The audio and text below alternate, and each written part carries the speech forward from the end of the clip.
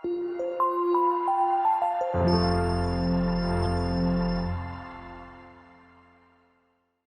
ngayong umaga, we will be talking about faith, building faith. Paano ba natin itayo, palakasin at patagin yung pananampalataya natin sa Panginoon. Alam nyo, lahat ng ginagawa natin sa church na to, it's because of our faith, dahil sa ating pananampalataya. For without our faith, wala nang sense na mag-church pa tayo. The very reason why we do what we do, it's because of our faith. Ang lahat siguro ng mga simbahan umiikot sa pananampalataya yung mga ginagawa nila. Pero what is faith all about? Ano ba talaga ang pananampalataya? It's a very simple word, ano? Buti pa sa English, single syllable lang. Faith. Pagdating sa Tagalog, napakahaba niya, pananampalataya. Kaya minsan mas maganda pang gamitin yung English mas maiksi. Pero ano ba talaga ang pananampalataya?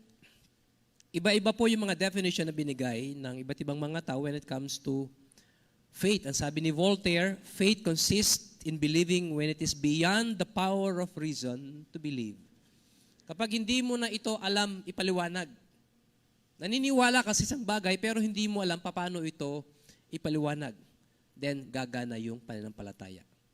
What we need is faith to believe yung mga bagay na mahirap ipaliwanag. Sabi naman ni Dr. Elton Trueblood, faith is not belief without proof, but trust without reservation. Ito yung tiwala na binibigay mo ng buo yung tiwala mo, wala kang tinitira sa sarili mo, wala kang reservation. Ibinibigay mo ng buo. Merong isang illustration noong young people ako, pag pinag-aaralan po ang patungkol sa soul winning, ito yung malimit na ginagamit na illustration for us to really understand what faith is. Meron pong isang sirkero, tumawid po siya ng alambre sa taas. Ang gamit niya ay bisikleta na isa lang ang gulong. Tumawid siya doon. Unicycle at ang tawag doon. Tumawid siya doon, palakpakan ng maraming mga tao. Sabi niya, napakahusay, napakahusay. Naniniwala ba kayo na kaya kong tumawid ulit dyan? Oo naman, nakita na namin, kaya mong tumawid dyan. Naniniwala kami. O sige, kung naniniwala kayo, I need a volunteer. Sasakay sa balikat ko, tatawid ulit ako dyan. Walang gusto mag-volunteer. Naniniwala sila, pero wala silang pananampalataya. Yun ang pinagkaiba ng paniniwala sa pananampalataya. Sometimes, it's easy to believe what we see. Pero kapag i-involve mo na yung sarili mo, yung tiwala mo, isasama mo sa yung paniniwala, then it becomes faith. Yung mahirap mong ipaliwanag. Si C.S. Lewis, sabi naman niya, I believe in Christianity as I believe that the sun has risen. Kung paano akong naniniwala na lumalabas yung araw every morning, ganun akong naniniwala sa Kristyanismo. Not only because I see it, but because by it, I see everything else. Hindi dahil sa nakikita ko yung araw, kung hindi dahil sa araw, nakikita ko lahat. So yung faith natin ang nagbibigay sa atin ng kakayahan na paniwalaan yung mga bagay na hindi natin nakikita as if nakita na natin ng mga yon. Wala pa sa atin dito ang nakarating sa impyerno, pero naniniwala tayong merong impyerno kahit hindi pa natin napuntahan. Wala pa sa atin dito ang nakarating na sa langit, pero naniniwala tayong may langit kahit hindi pa natin napuntahan. Sino po dito ang nakarating na ng Japan? Saka po kami. Japan. Wala pa? Naniniwala ba kayong merong Japan? Yes. Kahit di pa tayo nakarating doon, naniniwala tayo. That's faith. Di ba? Napakadaling sabihin na may Hong Kong. Kapag nakarating ka na doon, nakita mo na. Pero kapag hindi ka pa nakarating doon, minsan mahirap maniwala. And it takes faith to believe to things that we have not seen yet. Si Martin Luther King Jr., sabi naman niya, faith is taking the first step even when you don't see the whole staircase. Kahit hindi mo pa nakikita yung mga baitang ng hagdan, hahakbang ka na. That is faith. So siguro, ang pinaka magandang definition na makikita natin about faith ay dito sa Hebrews chapter 11 verse 1. Ang sabi niya, Hebrews 11:1, now faith is the substance of things hope for, the evidence of things not seen. So, iisa lang yung common denomination ng definition ng faith regardless kung sino pa ang nag-define. Ito yung paniniwala sa mga bagay na hindi mo pa nakita. Paniniwala sa mga bagay na hindi mo alam kung mangyayari ba talaga or hindi. And yet, you still believe. I want you to open your Bibles in Hebrews chapter 11. Hebrews chapter 11 most probably is the chapter in the Bible na tinatawag nilang Hall of Faith. Because it enlists the names of people who live by faith. At wala na sigurong mangingibabaw sa mga pangalan na to maliban sa pangalan ni Abraham, who live by faith, whom he exemplified the greatest example of faith. And in his life, there are 3 episodes wherein he demonstrates great faith. At yan po yung gusto kong tingnan natin ngayong umaga. Hebrews chapter 11 verse 8 hanggang 18. Babasahin ko po. Nag-pray na ba ako? Hindi pa? Hindi pa? Okay. Tumayo tayo lahat bago tayo magpatuloy. Let's come to the Lord in prayer. Lord, maraming salamat sa pagkakataon na kami ay magkasama-samang muli at pag-aralan na niyo pong banal salita. My prayer is that you would guide us into all the truth and principles in your word that will challenge us and motivate us to live strong of our faith. May you bless this message. In Christ we pray. Amen. Verse number 8, itong sabi niya, by faith, Abraham, when he was called to go out into a place which he should after receive for an inheritance, obeyed. And he went out, not knowing whither he went. By faith, he sojourned in the land of promise, as in a strange country, dwelling in tabernacles with Isaac and Jacob, the heirs with him of the same promise. For he looked for a city which hath foundations, whose builder and maker is God. Through faith also Sarah herself received strength to conceive seed, and was delivered of a child when she was past age, because she judged him faithful who had promised. Therefore sprang there even of one, and him as good as dead, so many as the stars of the sky in multitude, and as the sand which is by the seashore innumerable. These all died in faith, not having received the promises, but having seen them afar off, and were persuaded of them, and embraced them, and confessed that they were strangers and pilgrims on the earth. For they that say such things declare plainly that they seek a country. And truly, if they had been mindful of that country from whence they came out, they might have had opportunity to have returned. But now they desire a better country, that is an heavenly. Wherefore, God is not ashamed to be called their God, for he had prepared for them a city. By faith, Abraham, when he was tried, offered up Isaac, and he that hath received the promise offered up his only begotten son, of whom it was said that in Isaac shall thy seed be called. Tayo po ay pwede nang maupo.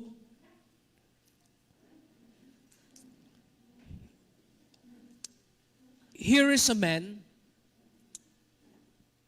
75 years old. Ini-enjoy na sana niya yung kanyang pension. In his time, nagpapahinga na dapat siya. Nagre-relax na dapat siya.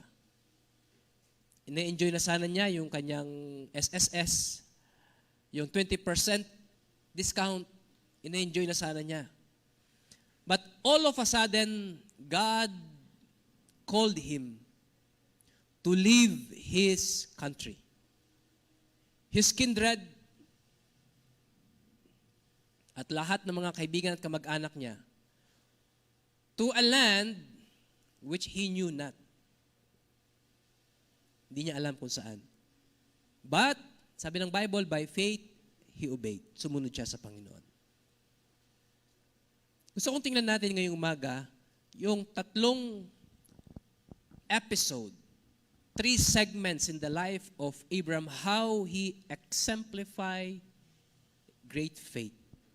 Paano niya ipinakita yung dakilang pananampalataya niya sa Panginoon? Number 1, faith is obeying even when I don't understand it. Yung pagsunod kahit hindi mo naiintindihan. Nung mga bata tayo, we have exercised great faith sa mga magulang natin. May mga pinapagawa sila sa atin kahit hindi natin naiintindihan.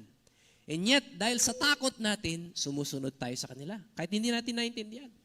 Nung bata ko, naalala ko, tinuturuan ako ni Ate Lani ng abakada. Wala na ngayon yun eh. Digitize na tayo. Yung abakada na kulay yellow na pamphlet. Pag hindi mo na, may lantok siyang pinapalo sa kamay namin kapag hindi namin na-re-recite yung letter na yon. Sa takot namin, bago dumating yung hapon, minimemorize na namin yun. Memorize namin kasi takot kaming matamaan eh. Ang sabi ko sa isip ko, kung magsasaka lang ako, paglaki ko, bakit ko pa kailangan matutunan to? Hindi ko maintindihan. Pero memorize talaga sa amin. Kailangan yun. Nung na-memorize namin, sumunod na nangyari, ipapasulat sa amin sa papel. Kailangan ba namin magsulat sa bukid? Magsasaka kami. Hindi ko maintindihan, pero kailangan daw namin isulat. Una kong natutunan yun na isulat sa lupa. Kinggabon. Kagaling kong magsulat ng abakada sa lupa. Pero pagdating sa papel, hindi ko kayang isulat sa papel. Kasi ang liit eh. Sa lupa, malaki. Pagdating sa papel, maliit, hindi ko kayang isulat. Kaya siguro lumaki yung mga daliri ko sa kakapalo. Hindi ko maintindihan. Pero kailangan kong sumunod. That is faith. And Abraham obeyed even when he doesn't understand the instructions of God.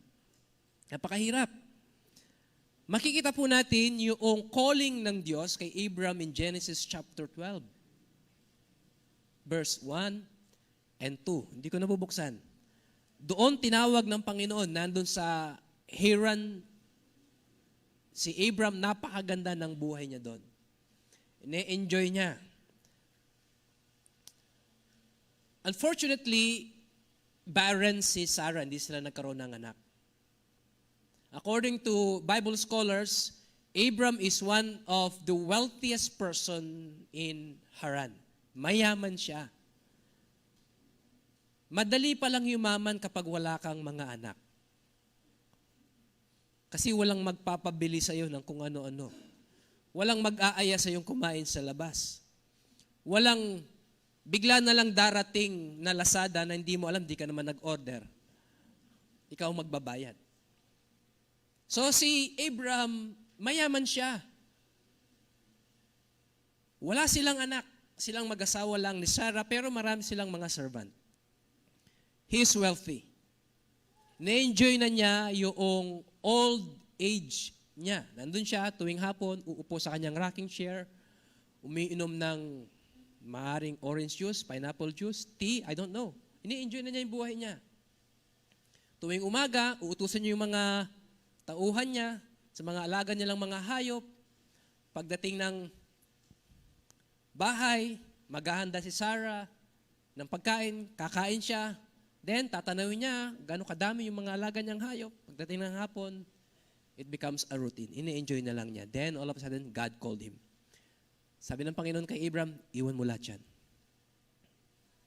May pagdadalan ako sa iyong lugar. And then God did not give Abraham enough information for Abraham to make such a big move in his life. Marahil ang sabi ni Abraham sa Panginoon, Lord, saan tayo pupunta? Huwag mo nang alalahanin yun. Akong bahala. Gaano kalayo yung biyahe? Hindi mo na kailangang malaman yun. Basta sumunod ka lang. Paano kung malalaman kung nakarating na ako doon? Huwag mong isipin lahat yun. Basta sumunod ka sa akin. How would you like to make a big decision in your life with so little information? Halimbawa na lang dito sa Tibag, si Brother Marvin. Nagtayo siya ng motorcycle shop. Talagang nag-click yung business niya. Napakahusay niyang magmekaniko. Kumikita siya ng mga 15,000 a day. Ganda, no? Pagkatapos bigla, sabi ng Panginoon, Marvin, iwan mo yung business mo, punta ka na Mindanao. Palagay nyo, saan si Joanne? Palagay mo, susunod siya? Sigurado ko, hindi eh. Ang ganda na ng buhay niya dito, tapos iiwan niya, pupunta ng Mindanao. Sasalubungin siya ng mga busayap doon. Palagay ko, hindi. Pero yun ang sabi ng Panginoon kay Abraham. Iwan mo lahat yan. Yung kabuhayan mo, yung mga alipin mo, mga tauhan mo, yung mga kamag-anak mo, mga kaibigan mo, iwan mo lahat. Punta ka sa isang lugar na pagdadalang ko sa iyo. Lord, saan po yun? Hindi mo na kailangan malaman sa inyo. Gaano katagal? Paano kung malaman pag nandun na ako? Gaano kalayo? Hindi mo kailangan malaman lahat ng mga bagay niyon. Sumunod ka lang sa akin. And Abraham obeyed. And because he obeyed, he became the father of many nations.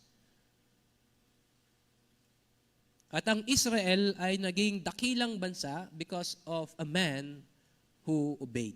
Even when he doesn't understand yung instruction ng Panginoon sa kanya. Tayo po mga practical tayong tao. We don't make decisions with so little information. Kailangan mo ng sapat na impormasyon bago ka gumawa ng desisyon sa buhay mo. But Abraham, in his time, he practiced faith. There are certain examples in the Bible wherein iba-iba yung dealing ng Panginoon kung paano natin exercise yung faith natin. Yung unang pagkakataon na hinati ng Panginoon ng tubig is the Red Sea. Hinati muna niya yon bago niya pinatawid ang mga Israel. The second time na meron siyang hinating tubig ay yung Jordan River. Pero bago niya hinati yon, pinahakbang muna niya ang mga Israel. At saka niya hinati. Dalawang magkaibang practice ng pananampalataya.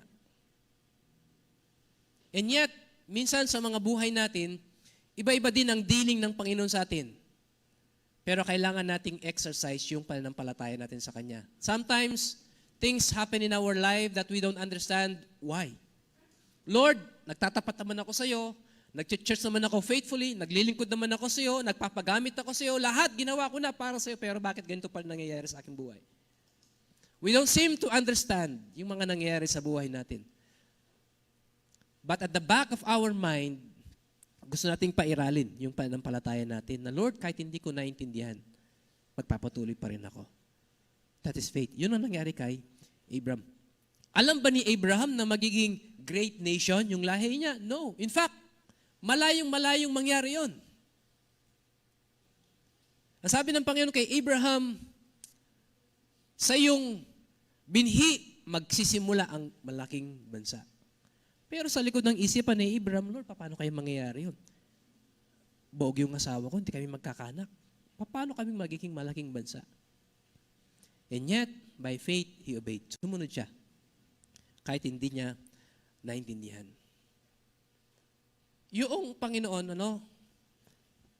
mahirap maintindihan talaga yung the way God deals with us.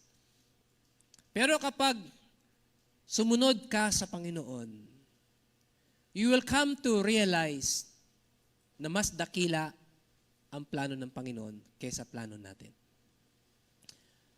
Taong 1995, I made a decision na sumunod sa panawagan ng Panginoon sa buhay ko.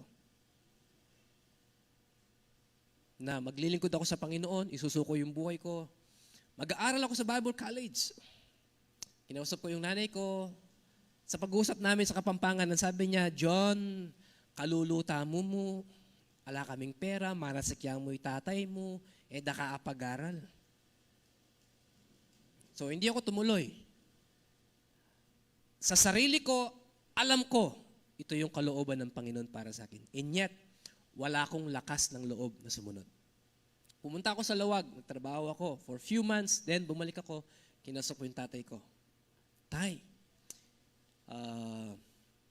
gusto ko talagang mag-aral sa Bible school. Alam niyo mga lalaki, madaling kausap eh. Tama ba yun? O sige, pinayagan ako. Pero hindi kita masusuportahan. Mahirap lang tayo. And I took that courage at that moment na tumuloy. Nag-enroll ako, dala ko yung mga gamit ko. At pagkatapos, tinanong ko yung registrar. Sabi ko, magkano babayaran ko? Kasi nakita ko sa listahan, may 4,000 pesos sa tuition fee. Ang sabi niya, bayad ka na, may nagbayad ng tuition fee mo. Yun yung unang pagkakataon na experience ko kung paano i-honor ng Panginoon yung pagsunod mo sa Kanya kahit hindi mo naintindihan. Hindi ko naintindihan kung paano kung magsusurvive sa Bible College. And the rest is history. Nakapagtapos ako. Nandito ako ngayon because God is great. Sumunod lang tayo kahit hindi natin naintindihan. That is faith. Yun ang dinemonstrate ni Abraham. Kahit hindi niya naintindihan yung instruction ng Panginoon sa kanya, with so little information, he obeyed. Iniwan niya yung Haran at sumunod siya sa Panginoon. And Israel became a great nation. Number 2, faith is believing even when I can't see it. Yung maniniwala ka kahit hindi mo ito nakikita. Pwede nyo bang tanungin yung katabi nyo, kung sino man yung katabi nyo?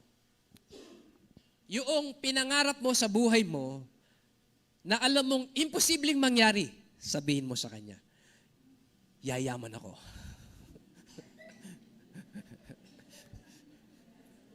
Di ba yun ang gusto natin? Pero alam natin imposible. Ganito lang kami, posibleng yayaman ako. O di kaya naman sabihin mo, magiging negosyante ako.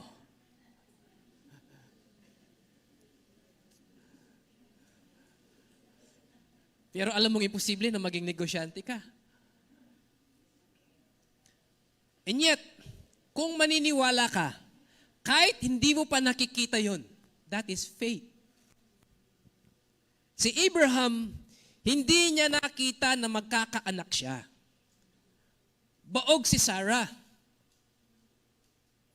100 years old na siya. 90 years old si Sarah. Anong edad, Doc, anong edad yung pwedeng manganak ang babae bago siya mag-menopause? Ha? Mga nanay? 40? 45? Hindi na magkakaanak ang babae, tama? O, 50 na. Tawad. 50 na. 50. Tawad. Okay? Si Sarah, 90 years old. 100 years old si Abraham. Humanly speaking, impossible na magkaanak sila. Idagdag mo pa yung pagkabaog ni Sarah. So, hindi niya nakikita ni Abraham na magkakaanak siya. Hindi niya nakikita na sa kanyang lahi manggagaling yung paglaki ng Israel. Dahil imposibleng magkaanak siya. In fact, nung narinig ni Sarah yung usapan ni Abraham at saka nung angel na magkakaanak si Sarah, tumawa siya. Kahit siya, hindi convinced, hindi siya naniniwala. Pero sabi ng angel kay Abraham, sa susunod na taon, sa ganitong panahon, magkakaroon kayo ng anak na lalaki. Sinabi na, una pinangako ng Panginoon kay Abraham yun. Then, kinonfirm ng Panginoon kay Abraham through that angel. Hindi pa rin sila naniwala. In fact, sa kawalan ng paniniwala ni Sarah, ibinigay ni Sarah yung isa niyang chamberlain kay Abraham, si Hagar. Ang sabi niya, matanda na tayo, baog ako, paanong mangyayari yung sinabi ng Panginoon? Tutulungan ko ang Diyos. Ito si Hagar, Abraham. Magkaroon tayo ng anak sa pamagitan niya. At naipanganak si Ishmael. Sa kanya nang galing yung Islam. Hindi naghintay si Sarah. Nainip siya. Inunahan niya ang Panginoon. Pero hindi yun ang plano ng Panginoon. Ang plano ng Panginoon, sa kanilang dalawa, magsisimula yung lahi ng Israel. Magkakaroon kayo ng anak.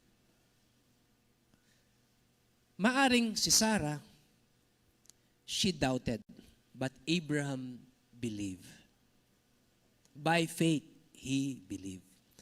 Hindi pa niya nakikita yung araw na magkakaanak sila, pero naniwala siya. So faith is believing even when you don't see it. Kahit hindi mo ito nakikita. Oftentimes in our life, maiinip tayo sa Panginoon. Meron tayong pinapangarap na mangyari sa buhay natin at naniniwala tayong yun ang kalooban ng Panginoon. Pero yung paglipas ng panahon, nakikita nating imposible nang mangyari. Kapag naiinip ka, itong tandaan mo, God has put you on hold. It does not mean that God is over. He only put you on hold. Nasubukan nyo nang tumawag sa telepono, pagkatapos iho-hold ka niya. Hindi ibig sabihin, wala na siya. Nandun pa siya. Pinaghihintay ka lamang niya. Minsan ng Panginoon, lalagay ka niya ganong sitwasyon. Paghihintayin ka niya. It does not mean na kinalimutan ka na ng Panginoon, pinabayaan ka na ng Panginoon, or tapos na ang Panginoon sa buhay mo. God has only put you on hold. Hindi pa siya tapos sa'yo. Pero bakit ginagawa yun ng Panginoon? During your waiting season, God is only preparing you. Yung hinihintay mo, hindi ka pa ready doon. Hindi ka pa handa. Kailangan mo pang mag-mature. Kailangan mo pang mag-grow. Para kapag dumating yon, you are ready. Si Joseph, he waited 31 years in his life bago siya maging prime minister ng Egypt. At nung dumating yon, he was ready. What if maaga siyang pinromote ng Panginoon? Immature siya. Hindi niya maisasalba yung maraming mga tao. And yet, God put him on hold for him to be ready. Abraham, they waited 100 years bago siya magkaanak. 100 years. Imagine that. Bago tinupad ng Panginoon yung pangako niya kay Abraham. It doesn't matter how long it will take us doon sa waiting season natin. Pero kung yun ang gusto ng Panginoon sa atin, by faith, let us wait and believe kahit hindi natin ito nakikita sa buhay natin. There are two principles na gusto ko pong makita ninyo sa buhay ni Abraham. Number one, waiting time is never a wasted time. Tayo kasi bilang mga tao, very impatient tayo eh. Hindi tayo marunong maghintay. Nung nasa Baguio po kami, pagpasok po namin, yung kwarto namin ay sa second floor. Yung kwarto ng mga babae, third floor. Yung dining, fifth floor. Yung meeting place, fourth floor. Nakakapagod po yung akyat sa hagdan. Pero merong elevator doon. Yung elevator, pang 5 tao lang ata ang kasya. Kapag 3 kayo at mga overweight pa, tutunog na siya. Madalas tumutunog. Pindot. Iilaw yung pindutan na yun, di ba? Pag matagal magbukas, anong ginagawa ng tao? Pipindot uli, di ba? Ang tawag doon, impatient. Alam mo nang nakailaw na eh. Hindi ka marunong maghintay. Pipindutin mo uli at maraming beses hanggang sa magbukas siya. Impatient. We are impatient people. Pero ang Panginoon, hindi siya nagmamadali sa kanyang proseso sa atin. Even if it will take time longer than expected. Pero kung ganun katagal ang kailangan para mag-mature ka, patatagalin ka ng Panginoon. Joseph took him 31 years. Abraham took him 100 years. Yung buong Israel, nung lumabas sila sa Egypt, it will only take them 40 days to travel to Promised Land. Pero dahil matitigas ang mga ulo nila, during their travel, ginawang 40 years ng Panginoon. Kaya kapag nandun tayo sa waiting season ng buhay natin sa Panginoon, maging tapat lang tayo sa Diyos. Huwag nating pangunahan ng Panginoon. Huwag tayong mainip. Huwag tayong magrebelde sa Panginoon. Huwag nating i-question yung process ng Panginoon. Baka yung 1 taon na inalat ng Panginoon na maghihintay ka, gagawin niyang 10 taon. Huwag naman sana. Maging tapat lang tayo sa Panginoon. Amen? Pag nandun ka dun sa waiting season mo, just be patient because waiting time is never a wasted time. Kahit hindi mo pa nakikita, maniwala tayo. Then, faith is giving even when I can't afford it. Anong sabi niya sa verse number 17? By faith, Abraham, when he was tried, sinubok siya ng Panginoon, offered up Isaac. Makikita po natin ang cross-reference nito sa Genesis chapter 22. Buksan natin, Genesis 22. Maganda siyang tingnan dun eh.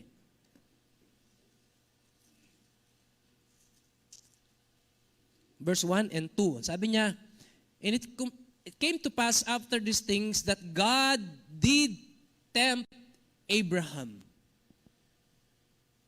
Tempt Abraham. Pero sabi niya sa Hebrews, tried. When he was tried, ibig sabihin, sinubok ng Panginoon si Abraham. And said unto him, Abraham, and he said, behold, here I am. Verse 2. And he said, take now thy son, thine only son Isaac, whom thou lovest. Bakit si Isaac ang gusto ng Panginoon? Bakit hindi na lang yung anak niya sa labas, si Ismael, ang gusto ng Panginoon? Kung sacrifice lang, kung offering lang, bakit hindi na lang isa sa mga tupa na alaga ni Abraham ang hiningi ng Panginoon, bakit si Isaac pa? At dito makikita natin, binigyang diin ng Bible kung sino si Isaac. Thine only son, whom thou lovest. Kaysa isang anak at pinakamamahal niya. Ibig sabihin, hindi talaga si Isaac yung pananampalataya ni Abraham ang hinahanap ng Panginoon. Abraham, kaya mo bang ibigay sa akin ang bagay na hindi mo kayang pakawalan? Yung pinakamahalaga sa'yo, kaya mo bang i-give up para sa akin? Kung kaya't hiningi niya si Isaac. And we know the story. Nung inoffer ni Abraham si Isaac, akmang sasaksakin na niya, pinigilan siya ng Panginoon. Sabi ng Panginoon, now I know. Now I know. Ibig sabihin, hindi omniscient ang Panginoon, hindi alam ng Panginoon yung mangyayari. Of course, God knows. Pero bakit hinayaan pa niyang mangyari yun? Because God wanted Abraham to experience the pain of sacrificing your most valuable. That is faith. Yung maniniwala ka at ibibigay mo ang isang bagay na alam mong napakahirap ibigay. Faith is giving even when I can't afford it. Napakahirap nun, ano? Yung pinakamalaga sa'yo, ibibigay mo.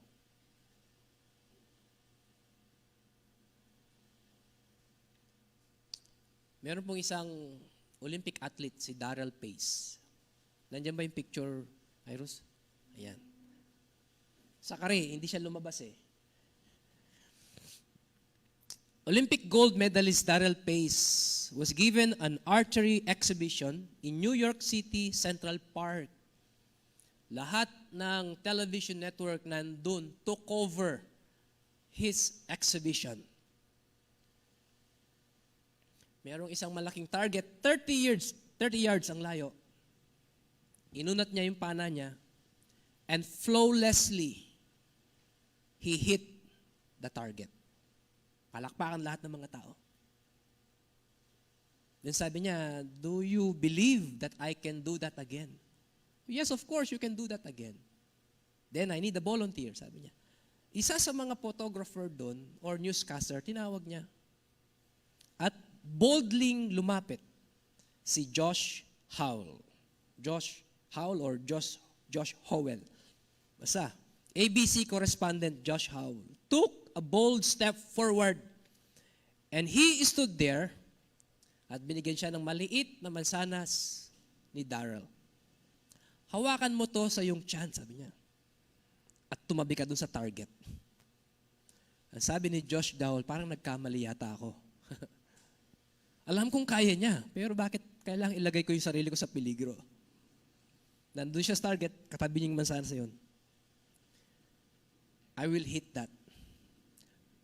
Blindfolded.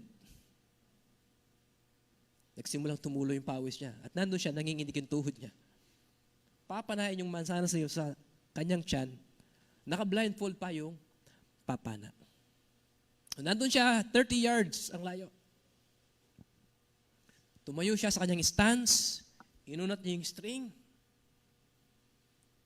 Lahat nakatingin doon sa dulo ng pana na yon. Then binitawan niya yung string at lumipad yung pana.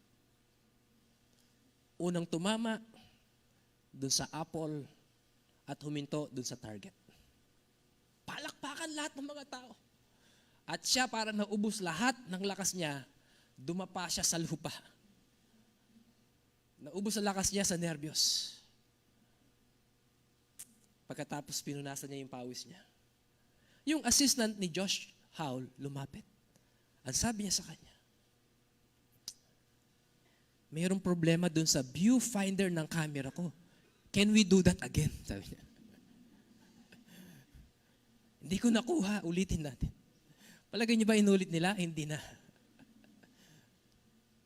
Alam niyo, sometimes, para i-demonstrate mo sa Panginoon yung pananampalataya mo, you need to take a bold step. I mean, ilalagay mo yung buong buhay mo just to demonstrate your faith in God. Nagawa na ba natin yun sa Panginoon? Oftentimes, we always play safe. Na kung mag-fail man, walang masyadong damage sa atin. We wanted to play safe. That is not faith. Si Abraham, sumunod siya kahit hindi niya alam kung saan yung lugar na pupuntahan. Sumunod siya kahit hindi niya naintindihan or hindi pa niya nakikita yung lugar na yon. Then he gave his son kahit mahirap pakawalan. And because of that, the Lord tremendously blessed Abraham. Pinagpala ng Panginoon si Abraham. No wonder, nangunguna yung pangalan ni Abraham sa Hebrews chapter 11. At maraming mga verses ang inalat sa kanya. The rest ng mga pangalan, magkakadikit sila sa isang verses, pero siya, maraming verses ang binigay sa kanya. Na pangalan niya palagi ang binabanggit. Nabanggit din ang pangalan niya sa Book of James. Yung pananampalataya ni Abraham nangingibabaw sa pangalan ng mga taong nabuhay sa pananampalataya. Ito yung honor naman na binigay ng Panginoon sa kanya because of the way he demonstrated his faith. Ngayon sa atin po ng mga mananampalataya, how should we demonstrate our faith in God? Obey, even when we don't understand it. Believe even when I can't see it. And give even when I can't afford it. Yung pananampalataya natin, ipakita talaga natin sa Panginoon. para i-honor naman ng Diyos yung part niya sa buhay natin.